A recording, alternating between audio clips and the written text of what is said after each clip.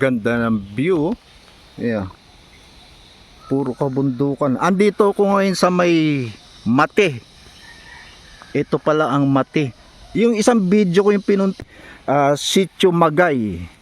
Malayo pa, magmula do sa water tank, mga 1 kilometer pa yung Mate.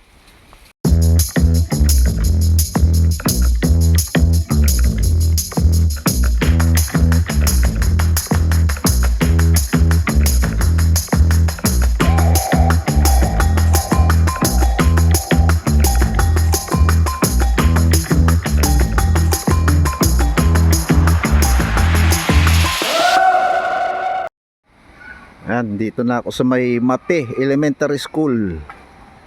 Manukan 1, District 1, Manukan. Mataas tong lugar na to, high altitude. Buti kinaya nitong e-trike. Tahimik. May klase pa. Kaya tahimik, nasa loob ng mga bata. Ganda ng view. Yeah. Puro kabundukan. Andito ako ngayon sa may Mate. Ito pala ang Mate. Yung isang video ko yung pinuntahan ko, yung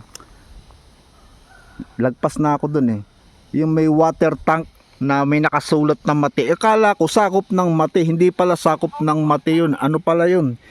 Sitio Magay. Malayo pa, magmula do sa water tank, mga 1 kilometer pa yung Mate. Ito yung mga bundok dito. Sayang di ko na video nung nandun ako banda rito sa kabila. Kitang kita yung Mount Pataw. Nandito natatakpan ng mga puno yung Mount Pataw At dito hindi masyadong malakas ang hangin. Subukan kumuha ng aerial shot dito. Itong lugar ng Mate. Tapos yung simbahan, chapel dyan, yung Archangel, nandito luman-luma na yung chapel yun, nabubulok na, sayang. Kita nyo daan dito, rough road. Tumakbo na ako ng rough road siguro mga nasa 400 meters na. Tapos may dumaan na matatanda, tinanong kung gaano kalayo pa yung sementado. Sabi nila mga may half kilometer pa daw yan, puro rough road. Tapos after mga half kilometer, sementado na uli. Sinubukan ko lang to puntahan kasi ang purpose ko, kung pupunta ako ng Mount Pataw, dito ako dadaan sa Mate. Ang layo sa pero kahit malayo, sinubukan ko lang para makita ko yung daanan. At least ngayon alam ko na. Pero mas malayo, mas malapit kung pupunta ako ng Pataw, dito ako dadaan sa Libuton. Ang problema lang sa Libuton, mas malapit siya pero puro paahon talaga. Kaya hirap na hirap yung battery. Dito hindi masyadong nahirapan. Kaya lang magmula dito sa position ko, pupunta pa ako ng Mount Pataw, mga nasa 2 kilometers at paahon din. Kaya hindi nakakayanin Kaya dito na lang ako tumigil. Magbibideo lang ako. Tignan ko kung ano maganda rito. May mga tanim pa dito, mais Kapitan natin dito. Ayun puro kakahuyan sa baba. Ayun doon ang banda, yung Mount Pataw, natatakpan ito mga puno set up ko muna si Flip.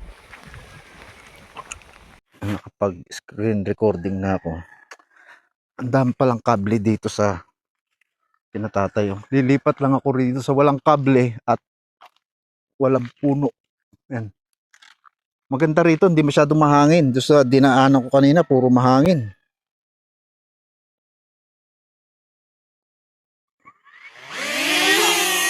Flip. Dito muna ako sa malilim. Ayun si Flip.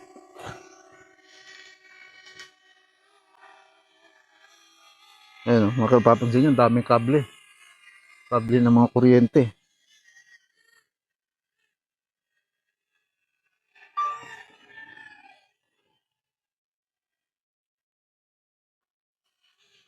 Baba pa. Kaya natin 50 meters ang altitude. Yan. Yung Pataw, sana si Pataw? Patawarin ka ni Pataw. Saan na yun? Ay, lagpas ako kay Pataw. Saan ba si Pataw? Ah, ayun pala si Pataw. Ayan oh. Taas natin camera. Ayan yung matulis na yan. Yung, ay, mali. Yung parang ice cream cone yan, ang Mount Pataw. Kaya kung pupuntahan ko yan, dito ako manggagaling, iikot pa ako rito. Oh. Ang layo. Oh. Tansya ko mga nasa 2 kilometers o baka mahigit. Tapos, yung daanan pa, puro paahon. Kanina kasi approaching ako ng Mate, nag-signal na yung battery ko ng 3 bar. Ibig sabihin, nagbawas na siya ng 1 bar. Kaya kung tatakbo pa ako ng paahon dito at hindi ako sigurado kung ano pa ang kwan ng mga daanan. Baka mamaya kasi puro rough road yan. Ako, mahirapan ako. Talagang mag-struggle ang yan dito. Maarawan ako. Ganda ng ano. Kita nyo dito, puro bundok. Hindi mo nga makita dito ang libuton ito. Yan. Taas na ko camera.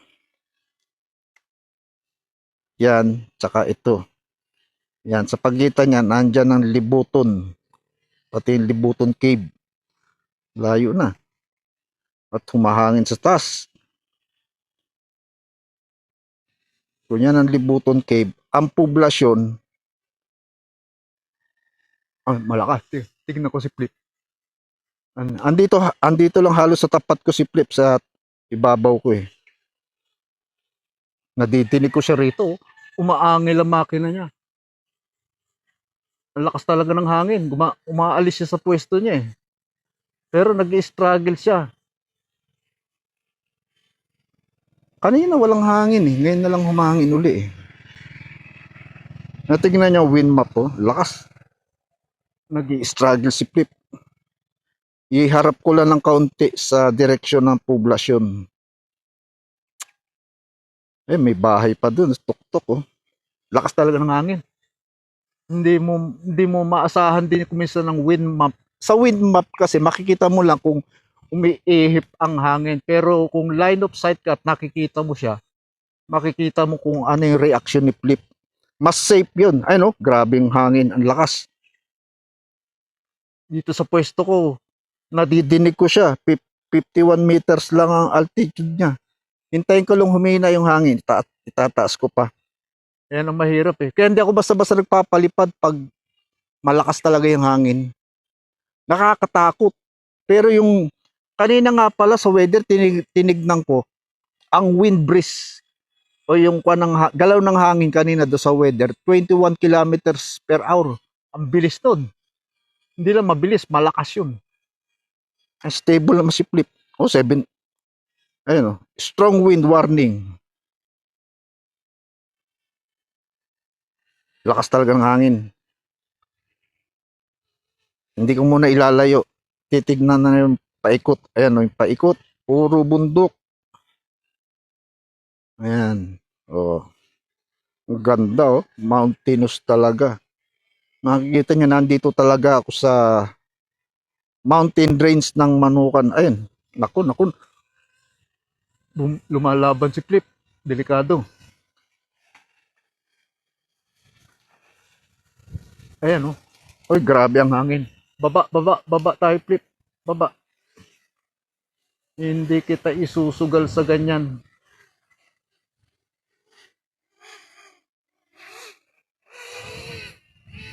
Ano yung power off? Yung headset ko pala nag-power off. Ayun no? Yung si Flip. Yan siya oh, kawawa naman. Ngayon nawala yung ihip ng hangin. Ayun no? Tiyan sa wind map. Nagpantay na siya. Ibig sabihin, walang wind breeze.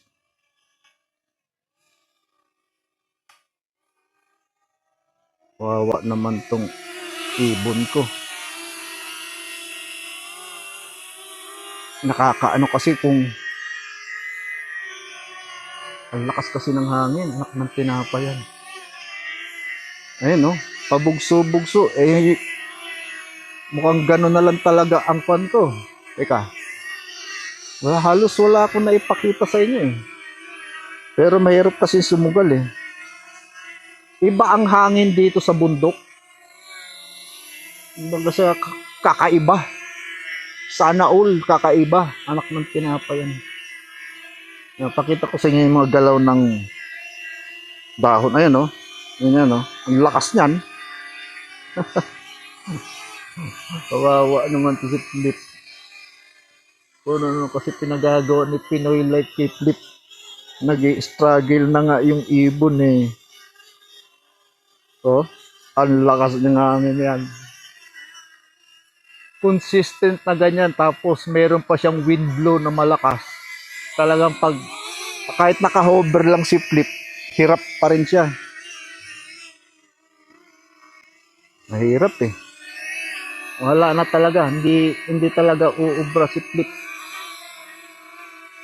Siguro pagbalik ko na lang, abangan ko to na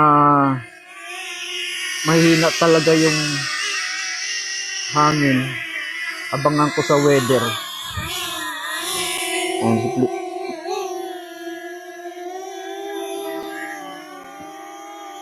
Atras ka, Flip.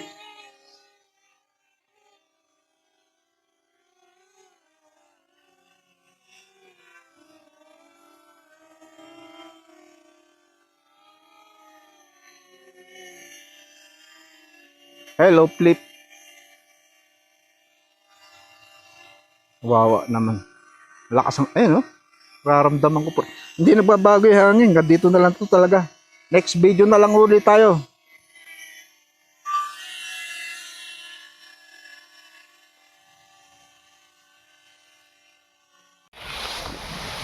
Oh, yan ang Mount Pataw. Yan, yung matulis, oh.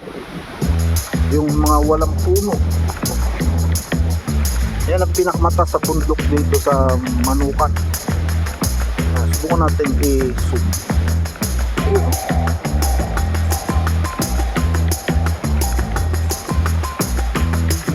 Yan, si Mount Pataw. Kung sa libuton ako dadaan para punta, gamit yung K-Trike, mukhang kakayanin. Pero pag dito sa matindi, kasi layo, umiikot pa eh. Iikot pa ako. Dito ako manggagaling sa likod ni Mount Pataw para marating ko yung Mount Pataw. Pag tilibuto, dito ako sa kanan manggagaling. Malapit.